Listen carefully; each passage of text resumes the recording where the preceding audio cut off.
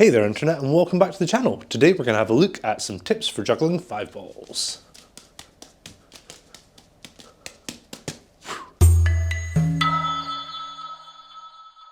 Alright, so before we get into it, obviously with 5 balls this is not like a beginner trick. It's not an easy trick. It is something that's going to take time and effort to learn. I think to get a really comfortable, consistent 5 balls for me, it took probably about a year of practice. So don't get discouraged, don't get put off, just keep plowing away at it and you'll get there eventually. Hopefully these tips and tricks though are going to help speed up the process for you. Prerequisites. There aren't really any prerequisites for doing 5 balls. Obviously having a nice solid 3-ball cascade is really going to help. I'm going to go out on a limb here and say you're not going to be able to do 5 balls without being able to juggle 3 balls first. Having a nice solid 4-ball is also going to help a bit because you're going to be used to having more balls in the air and more time to do the tricks. However, the throws involved in doing 4 balls don't actually directly relate to doing 5, so it's not really a necessary one to learn. I know a bunch of people who actually have gone straight from 3 to 5 and kind of skipped 4. So there are also a number of good 4-ball patterns that are great training patterns for learning 5, but that's what we're going to talk about in this video, so you don't need to know those already. Alright, so let's get started then. First of all, let's have a look at the 5-ball cascade to start with and try break it down a bit to work out what's going on. With our 5-ball cascade then, what's actually happening here, it's very similar to 3. So with 3 balls, each throw is kind of coming under the bottom of the other one, like underneath the one that's already in the air, and then down to the other hand here. What's happening with 5 is exactly the same. The only difference is the throws are going to be higher. So they go up to the other side and then down, and each ball consecutively is coming underneath the one before it. Ooh. If only I'd caught that, it would have been a great one. Let's start off with some 3-ball exercises. First of all, we're going to do what I call the hot potato and the cold potato cascades. Our cold potato, instead of juggling our 3 balls at this height, we're just going to make it higher and we're going to wait in between each throw. So it's going to be like 1. Like this. And up here, you have plenty of time in between each throw. For me, I like the throws going just above my head. I currently, don't have our roof here that we can touch, so I'm using that as my kind of maximum height. If you want to do it higher, you can do it higher. It's not going to be the worst thing in the world. However, the higher you go, the more accurate your throws need to be. So it's trying to find that comfortable balance between high enough and not too high. I know a bunch of people who juggle their 5 balls probably about this height, kind of forehead, which for me is kind of hard.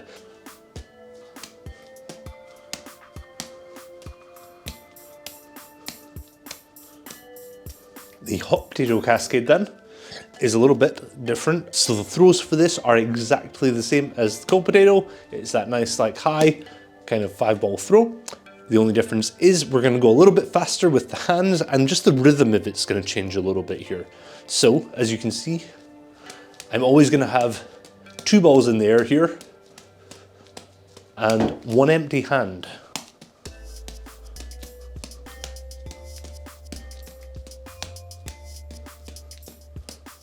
The next exercise that is probably quite good to try is called flashing, and that's not what you think it is. So flashes in juggling are where all of the balls leave your hand and come back down. So 3-ball flash here, and we're going to do a 3-ball flash to a height of 5, which is specifically what we're after for the 5-ball cascade. All 3 balls are going to be juggled here at this rhythm. We're not going to go any faster or slower here. We're going to throw all 3 of them up consecutively to the height of the 5-ball throw. So 1, 2, 3, and back in again. And we can go left-handed or right-handed. You can also do this with ignoring the cascade throws in between each flash if you want. So you can go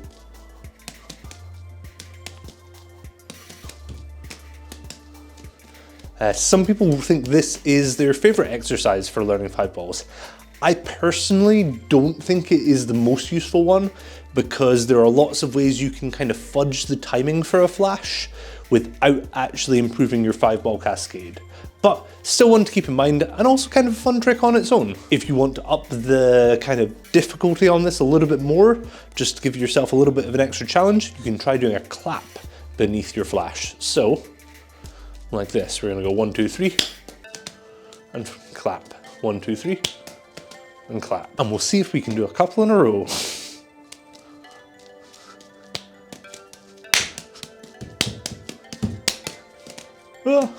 Kind of, I'll call it a win. The last 3-ball exercise we're gonna do is we're gonna do a 3-ball snake. So that's starting all 3 balls in one hand. I'm gonna throw them all up to the other hand. So first of all, how are we gonna hold 3 balls in one hand and how are we gonna launch them? There are a number of different ways people do this. I'm gonna show you the way that I like best and see what you think. But, so for me, I'm gonna have 1 ball held between my thumb and my first finger, basically. I'm gonna have ball 2 held kind of between my ring finger and my middle finger and my palm. So they're gonna kind of be holding them down there.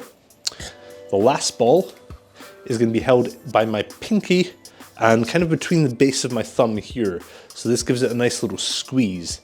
This is my preferred way to throw 3 balls from one hand, also to catch 3 balls in one hand. If I'm throwing them, I'm gonna throw the one at the edge of my fingers first with the ring and middle fingers. Next, I'm gonna throw the one between my first finger and my thumb. And then lastly, I'm gonna slide this ball from my pinky and the base of my thumb down into the front of my fingers, and that one's gonna throw there. So, all together, we'll do them maybe like the same color order to keep it easy. Red first, bump. Green second, bump. This one down, and orange third. I'll do that in a bit more speed. So we're gonna have them like this and just go 1, 2, 3. When I'm catching them back in the other hand, I'm gonna catch them basically in the same order, except I'm gonna catch the thumb and index finger first. I'm gonna catch the one between my middle and my ring finger second. Then the one into the pinky is just gonna slot in there at the end into my palm. Again, other people have different orders they like to do these throws from. Some people like to start with the thumb first. Some people even like to start with the one in the base first. Try it out, have an experiment, see what feels right to you. You can even catch them in different orders. If you want to catch the one out in your pinky first and then slot the other 2 in, you can do that. If that's what feels good for you, go for it. All right, so 3-ball snake then. What's gonna happen here is when we're gonna start throwing from one hand, have all 3 balls in one hand. We're gonna throw them all to the other hand at our 5-ball height. As the first ball is arriving,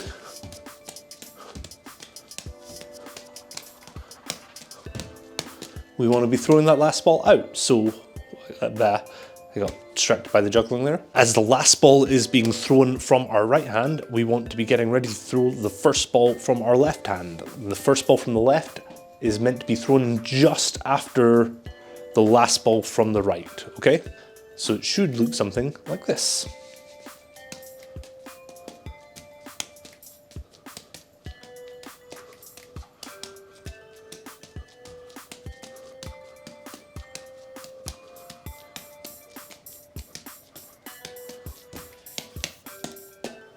Moving on to 4 balls then. There are a couple of 4-ball exercises that I think are particularly great for learning 5 balls. One of them I would say is the absolute best exercise you can do for learning 5 balls. So let's have a look. First of all, we're going to talk about, it's like a 5-ball cascade but with a ball missing, or in site swap it is 5-5-5-5-0. What this is going to look like is we're going to start here, 2 balls in each hand. We're gonna do our like flash up, and then what's gonna happen is we're just gonna keep doing this, and you see every so often I end up with a hand that has our 0 ball in it. So there's just gonna be an empty hand. I was trying to turn them out there, make it more obvious. We'll see if I can do it again.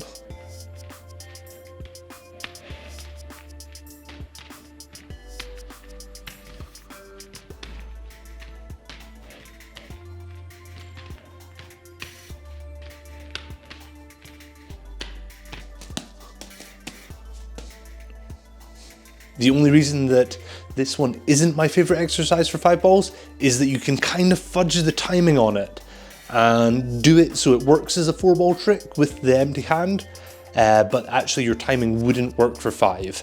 That's not saying this isn't a useful one to try. Definitely give it a go. It definitely gives you like a good feeling of what 5 might be like. However, I think the next one is better. The next exercise is what I kind of refer to as a 4 ball snake. It's not quite, but it's close enough for now. The sight swap for this one is 5-5-2, or I find it easier to think of as 5-2-5, but it's up to you.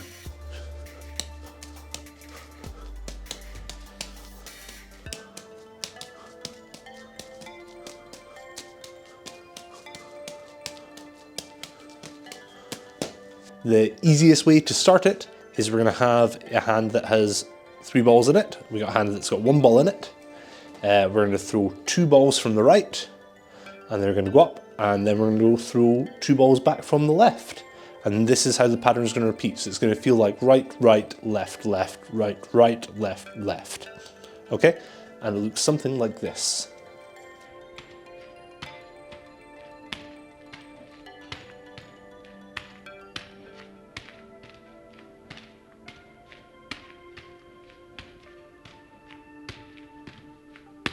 I particularly like this, like 4 ball snake one, because I think it gives a much closer representation of what the timing of 5 feels like. Whereas if you're just doing the 3 ball snake, you know, you can do a lot of like fudging the timing. Same even with the 5 balls with the ball missing. Whereas if you're doing 5-5-2, with 4 balls here, you can't really fudge the timing. You've got to do it properly, and you get a feeling for like the kind of crossing points much nicer because you see there's balls up in the air as the other balls are coming back. So yeah, highly recommended. Try this one out. All right, so the last step then, 5 balls itself. Tips here. When starting, we're gonna just try and flash them first. If you've not seen a flash, it's each ball thrown and caught once. So something like this. Obviously with flashes, you can do it much lower than you probably would if you were going to try and continue juggling it. I can, you know, flash 5 balls at this height, or, you know, even this height. However, if I was going to try and run 5 balls at that height, whole nother game. So you want to make your, if you're going to do flashes, you want to make your flashes as consistent to the height that you would want to juggle 5 balls at as possible. Yeah, makes sense? So keep them nice and high, hands moving at a nice consistent speed.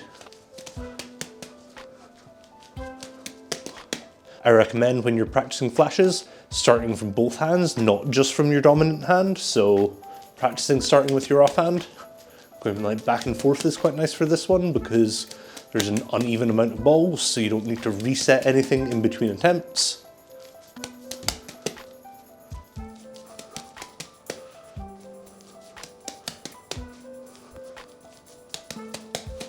When you're feeling a little more confident with the flashes, obviously then just trying to add in extra throws.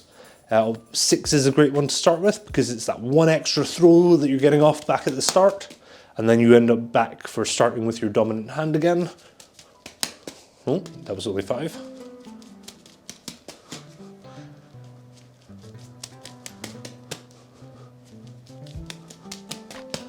And that's really good if you've got like a coloured ball that you can follow.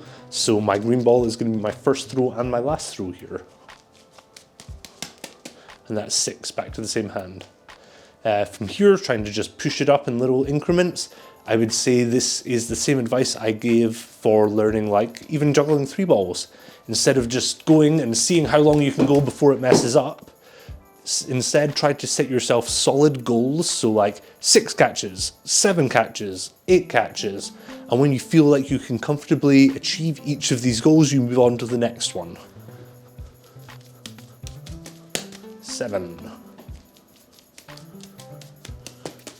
8, I think. Once you get up to 10, that is you juggling 5 balls. That is a qualify. Congratulations.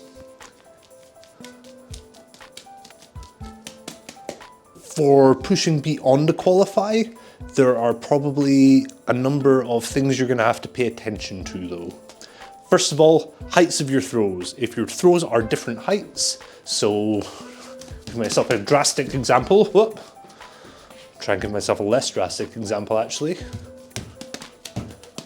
You see here, I'm kind of already drifting off to one side. So maintaining both throws at the same height is going to be really key for getting your 5 balls down here. Probably about the same as your 3-ball cascade when you were learning it. You're going to find yourself at the start maybe doing some like turning and following the balls round. This is quite natural again. It's to do with one of your hands throwing forwards or backwards.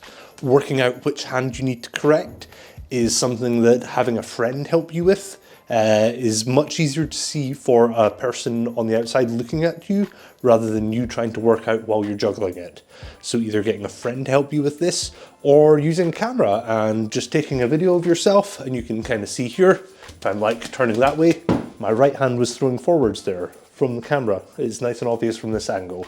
Other things to keep in mind here are the catch position. So I found when I was starting to do 5, I was actually managing to keep it going quite a bit, but I was really overcompensating for my left hand here, not throwing as high.